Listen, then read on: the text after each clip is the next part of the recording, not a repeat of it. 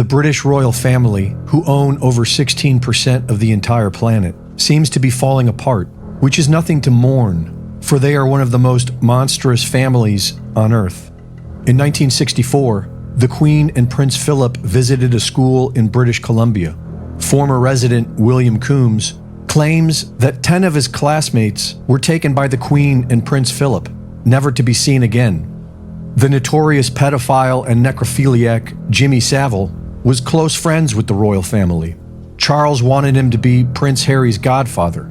He was awarded the Most Excellent Order of the British Empire in 1971 and knighted by the Queen in 1990. Prince Andrew has been a regular at Jeffrey Epstein's pedophile island.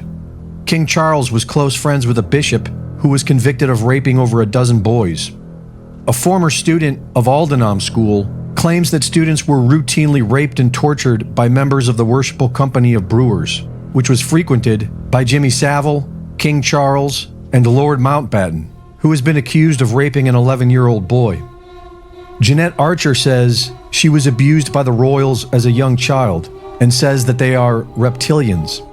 According to Princess Diana's friend, Christine Fitzgerald, Diana's nickname for the Windsors was the Reptiles, and used to say that they are not human.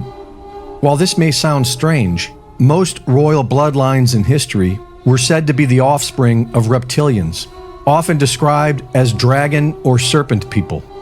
In an interview with David Icke, Arizona Wilder told her story of being bred for the express purpose of conducting rituals for the royal family. I was bred for this role that I fulfill. I was being abused and traumatized, and on purpose, for the mind control that they need someone to go through to do whatever they say. She explained the importance of blood rituals. What it's all about is that the blood and the menstrual blood contains something that is important for the propagation of this race that is controlling things on this planet. She explained the infamous adrenochrome. For it to be secreted in the blood is they need terrorization of their victims. They are killed at that moment as they are staring into their eyes. She said when the royals and others smelled blood, they would shapeshift into reptilians. When the victims are starting to be sacrificed, it's the scent of the blood.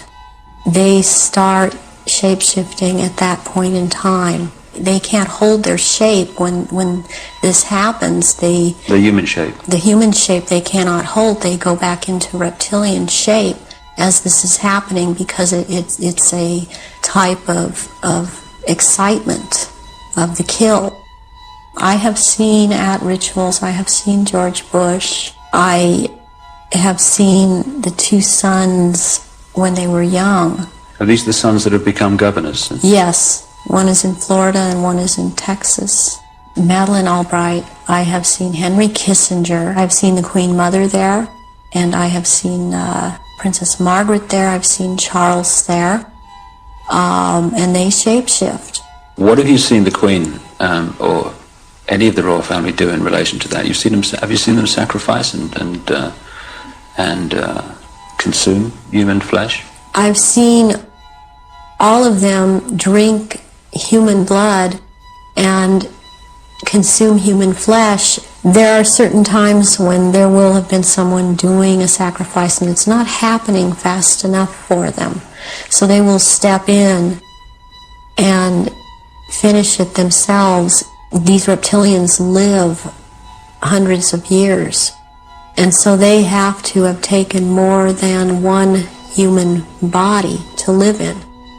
David Icke predicted years ago that the royal family would be removed to make way for a one-world government. And Dr. Michael Salla, who has been researching exopolitics for 20 years, has a different theory which could explain the fading of the royal family.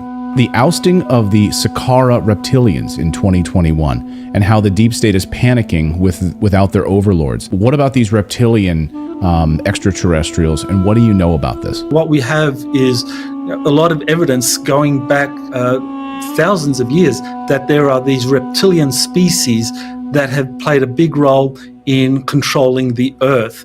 And the name of the kind of apex reptilian is Sakar. So these are kind of like dragon-like creatures, 8 foot to 12 foot tall, and they apparently have been forced to leave our solar system recently with the arrival of these kind of more senior species. They're here to watch our emergence into a planetary into a galactic culture. They're here to watch that.